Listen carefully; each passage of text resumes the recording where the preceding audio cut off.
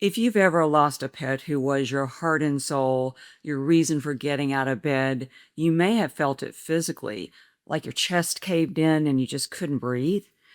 And you're not imagining it. The heartbreak is real.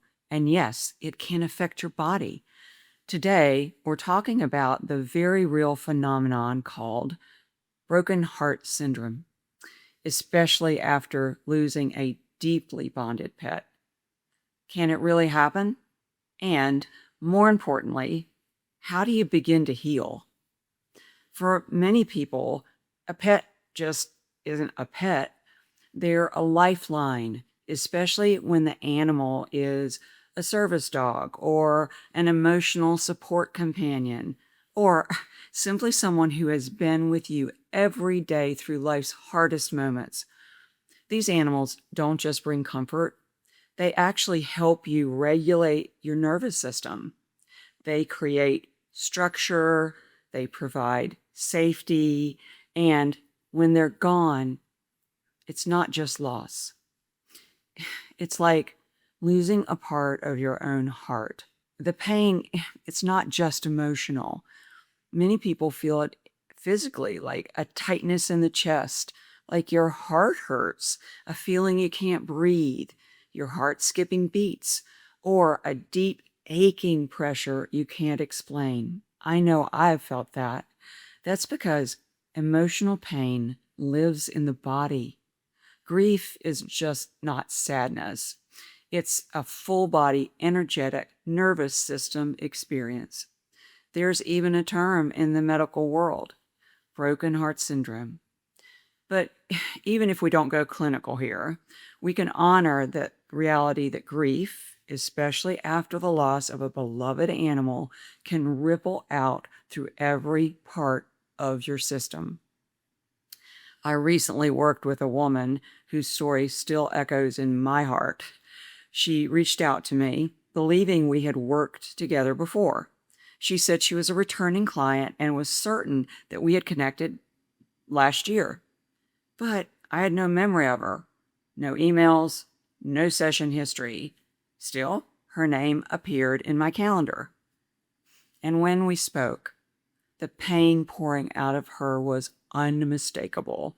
Her service dog, her constant companion, her emotional support, the one who never left her side, had gotten loose and was hit by a car. She witnessed the entire thing. It was sudden, it was traumatic. She couldn't stop it, and it completely shattered her. My heart hurts just telling you. During our session, I felt her dog's spirit strongly, and I felt an urgency from him. And suddenly a message, it was kind of like a banner, flashed across my mind's eye.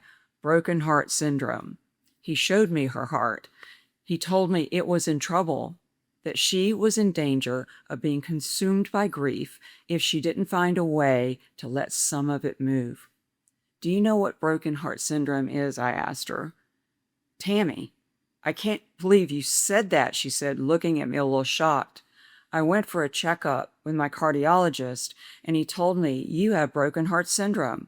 If you don't work with your grief and release it, you might not be here much longer. Whew, that gave me chills.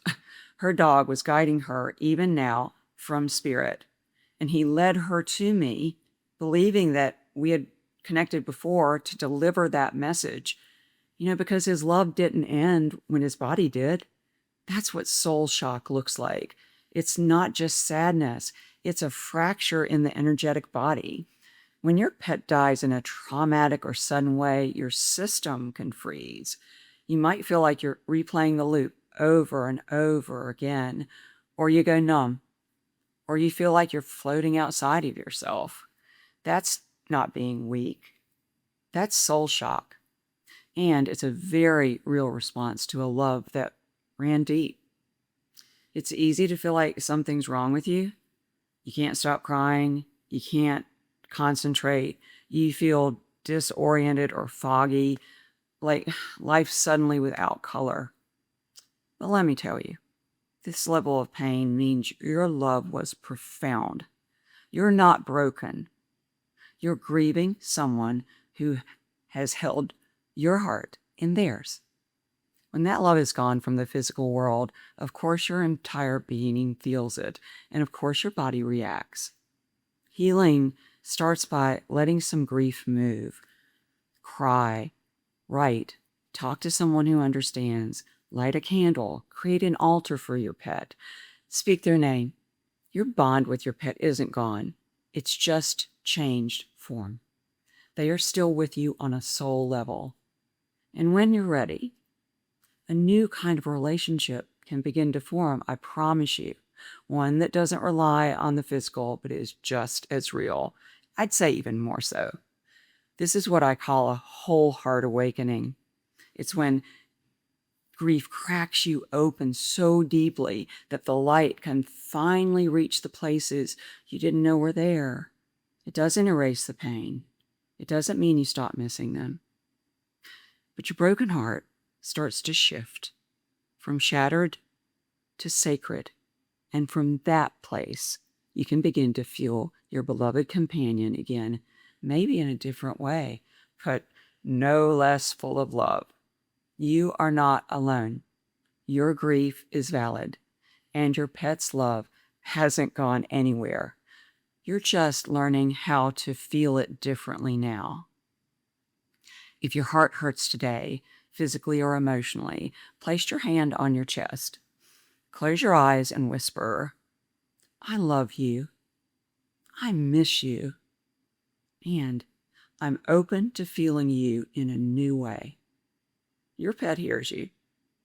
And your whole heart, even in its aching, is the doorway to something deeper. If this message resonated with you today, please like and subscribe to my channel. And if you want to continue exploring the deep, powerful connections we share with our animals, make sure you're signed up for my newsletter at TamiHendrix.com. I hope you join me next week because I promise you I have even more messages from the animals to share.